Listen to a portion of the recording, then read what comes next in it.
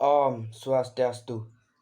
Perkenalkan, nama saya Imade Gusayadi Utama Putra, nomor absen 14 dari kelas 12 IPS 3. Dalam ujian praktek di sejarah peminatan hari ini, saya akan membawakan tentang pengakuan Australia terhadap kemerdekaan di Indonesia. Pada tahun 1947, hubungan Indonesia dan Australia mulai terjalin baik. Saat itu, dukungan dari pihak Australia dipimpin oleh Partai Buruh. Joseph Benedict Sively, Perdana Menteri Australia saat itu dari Partai Buruh, memegang prinsip bahwa Australia berpandangan setiap negara bebas untuk memilih dan membentuk pemerintahannya sendiri.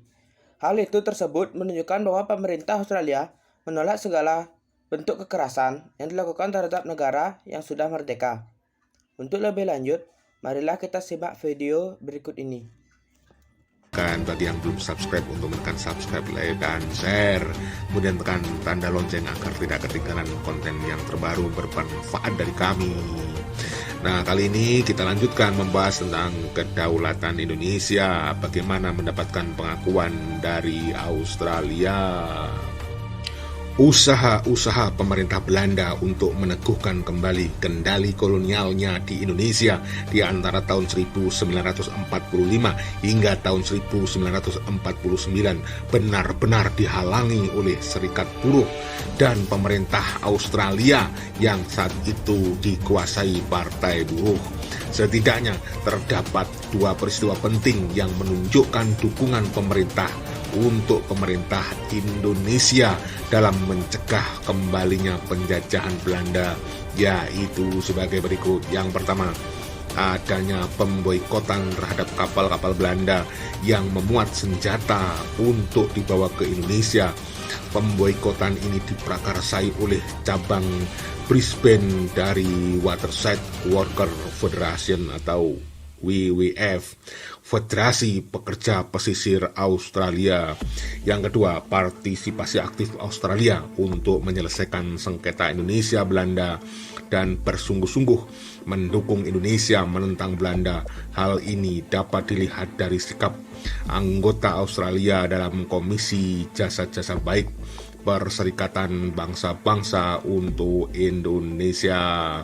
Dukungan Australia untuk pemerintah Indonesia dalam menentang Belanda yang pertama, yaitu dengan pemboikotan kapal-kapal Belanda dengan inisiatif Partai Komunis Australia atau ACB dan pimpinan komunis dari Serikat Buruh Perairan Australia. Para buruh pelabuhan Australia pada tanggal 20 September 1945 di seluruh pelabuhan Australia melarang pemuatan ke atas kapal Belanda yang berlayar ke Hindia Belanda. Pemboikotan diprakarsai oleh pelaut-pelaut Indonesia yang meninggalkan 6 kapal Belanda di pelabuhan Brisbane pada tanggal 24 September 1945. Aksi ini segera diikuti dengan sebuah keputusan WWF cabang Brisbane untuk memboikot kapal-kapal tersebut. Federasi Pekerja Pesisir Australia atau WWF mencegah keberangkatan kapal Belanda yang penuh dengan pasukan, persenjataan, dan perlengkapan lainnya dari pelabuhan Australia. Dimulai dari Brisbane, embargo tersebut mendapatkan banyak dukungan dari seluruh pekerja pelabuhan, utamanya dari Australia termasuk Sydney, Melbourne, dan Adelaide. WWF menolak memuat barang-barang Belanda dan memperbaiki kapal Belanda dan kemudian memboikot semua transportasi, toko, dan pengisian darat. Embargo tersebut berlangsung sampai tahun 1948. 31 serikat pekerja Australia dan 4 serikat pekerja Asia secara langsung menghentikan 559 kapal yang seharusnya adalah persediaan bagi usaha Belanda. Selambat-lambatnya akhir Maret 1946, misalnya ada 1.000 truk Belanda yang seharusnya dikirim ke Indonesia masih tetap di Australia. Pembuat kebijakan di Australia bersimpati dengan kelompok nasionalis anti-kolonialis, tetapi juga ingin menghentikan pertumbuhan gerakan komunis yang terlibat dalam perjuangan untuk kemerdekaan. Selain itu, masyarakat Indonesia di Australia juga mengambil peran penting dalam pemboikotan ini melalui kontaknya sebelumnya dengan WWF di beberapa kota Australia. Para veteran Tanah Merah melalui organisasi mereka, Political Exile Association, tampil efektif menghimbau serikat-serikat buruh untuk melancarkan pemboikotan terhadap semua kapal-kapal Belanda yang mengangkut piranti keras militer yang mungkin digunakan untuk menindas Republik Indonesia. Pada tanggal 26 September 1945, Dewan Federal memutuskan pemogokan menyeluruh terhadap semua kapal Belanda di pelabuhan-pelabuhan Australia. Peristiwa ini dikenal dengan Black Armada. Black Armada adalah peristiwa aksi pemboikotan kapal-kapal Belanda di Australia oleh para pekerja pelabuhan Australia yang memberi dukungan terhadap kemerdekaan Indonesia. Aksi ini berawal dari sejumlah pekerja pelabuhan asal Indonesia di Sydney yang mendengar berita proklamasi kemerdekaan Indonesia dari pewarta berita siaran radio gelombang pendek. 7 minggu setelah proklamasi 17 Agustus, Australia mengirim misi diplomatik untuk menemui Presiden Soekarno untuk membangun dasar pengakuan kedaulatan Republik Indonesia.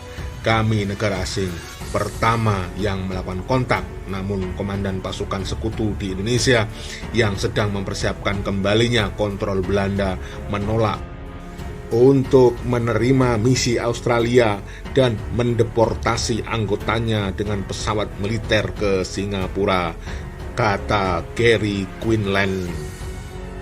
Dewan Keamanan PBB membentuk Good Office Committee PBB dari 3 negara untuk membantu menyelesaikan konflik. Presiden Soekarno memilih Australia untuk mewakili Indonesia dalam diskusi-diskusi PBB ini yang pada akhirnya mengarah pada kemerdekaan pada tanggal 27 Desember 1949. Australia secara resmi mengakui Indonesia sebagai negara yang merdeka pada hari itu, serta Australia dan India secara resmi mensponsori keanggotaan Indonesia di PBB. Menurut Duta Besar Gary Quinlan, Australia sendiri hanya merupakan negara muda, baru berusia 45 tahun pada saat itu. Kami baru saja mengalami perang kedua dunia untuk menjaga kebebasan kami melawan nasisme, fasisme, dan militerisme Jepang. Dalam buku Sejarah Indonesia Modern 1200-2004 atau 2005 karya M.C. Redcliffe, pemerintah Australia mulai bersikap tegas untuk mendukung kemerdekaan Indonesia pada pertengahan tahun 1946. Pada bulan Agustus 1946, pemerintah Australia menolak permintaan Belanda untuk mengirim amunisi dan perlengkapan perang dari Australia ke Indonesia. Dengan keputusan tersebut jelas bahwa pemerintah Australia sepenuhnya mendukung proklamasi kemerdekaan Indonesia. Kontribusi Australia dalam perjuangan kemerdekaan Indonesia juga terlihat dalam perundingan-perundingan Indonesia-Belanda. Pada tahun 1947, Australia mengecam adanya agresi militer Belanda I dan berinisiatif untuk melaporkan agresi militer Belanda I kepada Dewan Keamanan PBB. Dalam buku Australia and the Indonesian Revolution tahun 1986 karya George Margaret, Australia beranggapan bahwa Belanda telah melanggar pasal 39 tentang perdamaian internasional. Selain itu, Australia juga menjadi wakil Indonesia dalam Komisi 3 Negara. Tugas utama KTN adalah menyelesaikan konflik antara Indonesia dan Belanda secara damai. Pada akhirnya, masalah agresi militer Belanda I dapat terselesaikan dengan penandatanganan perundingan Renville tanggal 8 Desember 1947. Dalam perundingan ini, Australia mengirimkan 2 delegasi, yaitu Richard Justice Kirby dan Thomas Clay. Demikian yang bisa kami sampaikan. Jangan lupa bagi yang belum subscribe untuk menekan subscribe, like, dan share. Juga tekan tanda lonceng agar tidak ketinggalan konten terbaru dari kami. Demikianlah hasil dari ujian praktek sejarah peminatan saya. Jika ada salah kata, saya mohon maaf. Saya tutup dengan Paramasanti. Om Santi Santi Santi Om.